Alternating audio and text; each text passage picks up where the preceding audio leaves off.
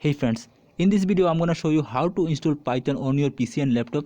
First of all, you need to open your Chrome browser. So here you can see my Chrome browser. Just I open Chrome browser. After you open Chrome browser, just type Python.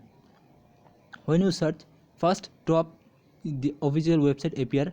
So just click to open this website. After you open, just click download. After you click downloads, as you can see, download the latest version for Windows automatically detect your PC. So as you can see the download button here, just click the download button and downloading start.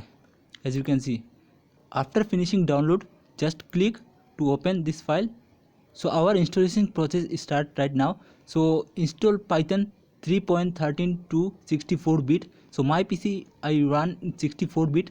So select the customize installation. Okay, and here some features are already selected. Just next and select the advanced option. First option, install Python 3.13 for all users. Just select it and add Python to environment variable. Just select it, and after you select, just click to install. So installation process is complete, setup was successful, and just click the close button to close this window.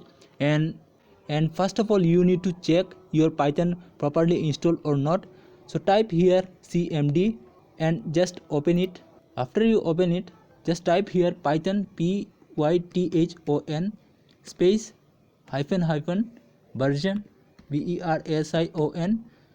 and press the enter button on your keyboard.